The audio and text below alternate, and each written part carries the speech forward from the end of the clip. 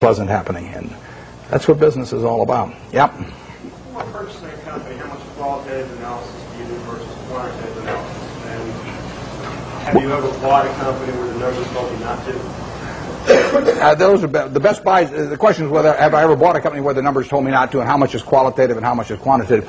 The best buys have been when the numbers almost tell you not to. I mean, because then you feel so strongly about the product, and not just the fact that you're getting a used cigar butt cheap, that it's compelling. I mean, I owned a windmill company at one time, so windmills are cigar butts, believe me. I bought it very cheap. I bought it at a third of working capital, and we made money out of it.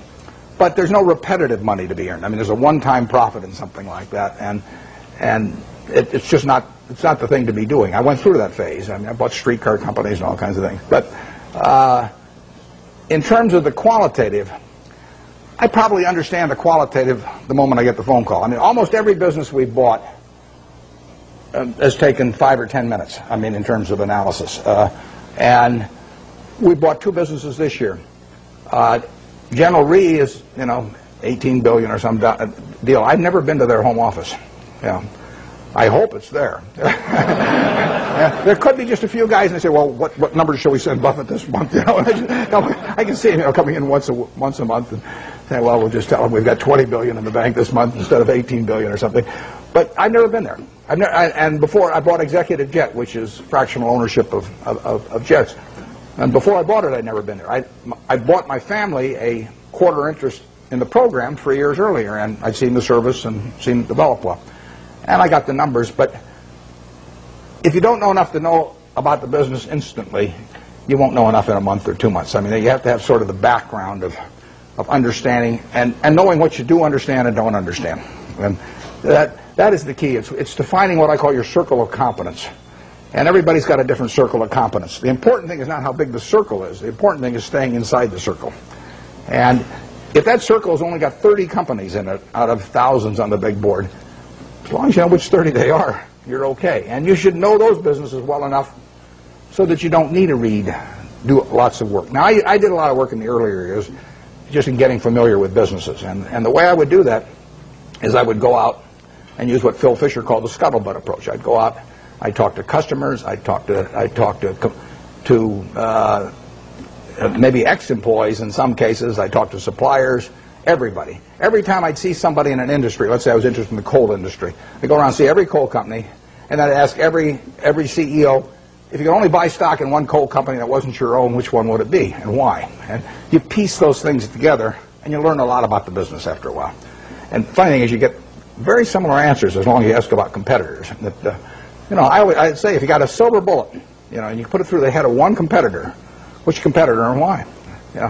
You'll find out who the best guy in the industry is in that case, or the one that's coming up. And there's a lot of things you can learn about a business. I've done that in the past on the businesses that I feel I could understand, so I don't have to do much of that anymore. It's a nice thing about investing is you don't have to learn anything very new. I mean, you can do it if you want to, but if you learned about Wrigley's chewing gum 40 years ago, you still understand Wrigley's chewing gum. There's not a lot of great insights to get or anything of the sort as you go along. So you do get a database in your head. I had a guy, Frank Rooney, who ran Melville for many years. His father-in-law died, owned a company called H.H. Brown, a shoe company. And he put it up with Goldman Sachs, but he was playing golf with a friend of mine here in Florida and mentioned to this friend, the guy said, "Why don't you call Warren?" He called me at the end of the golf match, and in 5 minutes I basically had a deal. But I knew Frank, and I knew the kind of business, and I sort of knew the basic economics of a shoe business, and so I could buy it. And quantitatively, I got to decide what the price is. That's either yes or no. I mean, I don't fool around a lot with negotiations. So if they name a price that makes sense to me, I buy it. And if they don't, I was happy the day before, so I'll be happy the day after without owning it. Yeah. Drop in expectations in terms of future earnings and fourth-quarter earnings. And in light of the fact that Coke has a lot of their profits coming in from outside the United States, how do you think the Asian crisis, so to speak, is going to affect Coke, and for that matter, the company in general? The question is about the Asian crisis and how it affects a company like Coke that recently announced that the earnings, actually they just announced their third-quarter earnings, but a few weeks ago they tipped people off that they were going to be lower in the fourth quarter and so on. Well, basically I love it, but because the market for Coca-Cola products is going to grow far faster over the next 20 years internationally than it will in the United States. It'll grow in the United States on a per capita basis, but it's going to grow faster elsewhere. So the fact that it's going to be a tough period for, who knows, 3 months or 3 years, but it won't be tough for 20 years. I mean, people are still going to, they're going to work productively around the world, and they're going to find that this is a bargain product in terms of the portion of their working day that they have to give up in order to have one of these, or better yet, 5 of them a day, like I do. It's this is a product. In 1936, when I first bought 6 of those for $0.25 and sold them for $0.05 each, and it was in a 6.5-ounce bottle, and you paid a 2-cent deposit on the bottle. That was a 6.5-ounce bottle for $0.05 at that time. It's now a 12-ounce can, which if you buy it on weekends, or if you buy it in bigger quantities, so much money doesn't go to the packaging, I mean, you essentially can buy the 12 ounces for not much more than 20 cents. So you're paying not much more than twice the per ounce price of 1936. And it is a product that's gotten cheaper and cheaper and cheaper in relative to people's earning power over the years, and which people love. In 200 countries, you have the per capita use going up every year for a product that's over 100 years old, and that dominates the market. I mean, it's unbelievable. One thing that people don't understand is one of the things that makes this product, this is worth tens and tens of billions of dollars, is one simple fact about really all colas, but we'll call it Coca-Cola for the moment. It happens to be a name I like. Cola has no taste memory.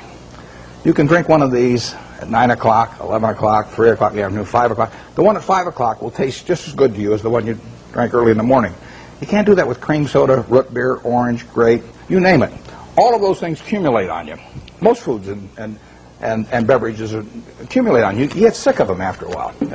And if you eat, I mean, we get these people who go to work for us that seize candy, and we tell them they can eat all the candy they want. And the first day they go crazy.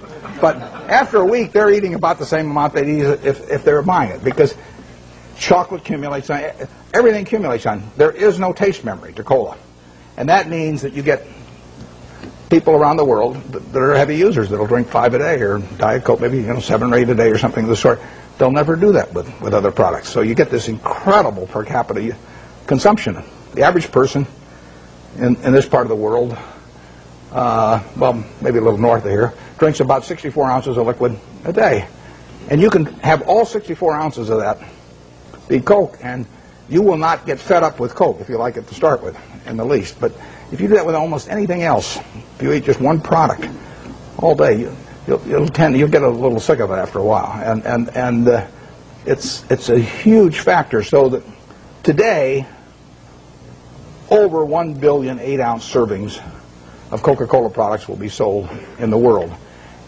And that will grow year by year. It'll grow in every country, virtually. And it'll grow on a per capita basis. And 20 years from now, it'll grow a lot faster internationally than in the U.S. So I really like that market better, because there is more growth there over time.